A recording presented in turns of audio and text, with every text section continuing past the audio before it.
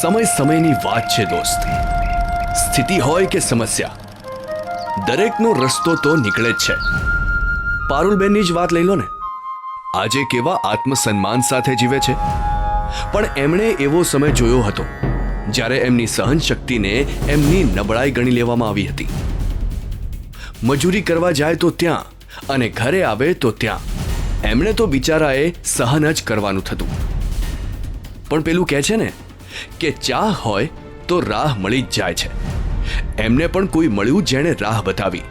સખી યોજનાના one stop સેન્ટરની રાહ, જ્યાં કોઈ ભેદભાવ વિના હંગામી આશ્રયની સાથે એમને મળી તબીબી સહાય પણ. ત્યાં એમની સાથે એમની સમસ્યા સાંભળવા, એનો નિવેડો લાવવા માટે કોઈ હતું જેની સાથે એ પરામર્શ કરી શકે, અને જરૂર પડે તો પોલીસ અને કાયદાકીય સહાય પણ મળી શકે. એ પણ ગુજરાતના 33 જિલ્લાઓમાં. બસ પછી તો આજ સુધી પારુલબેને પાછળ ફરીને જોયું નથી હો.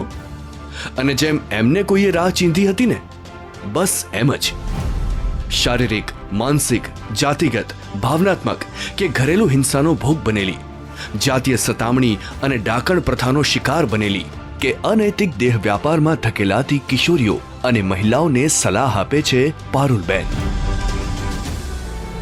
સીધા જ સખી વન સ્ટોપ સેન્ટર પર જવાની.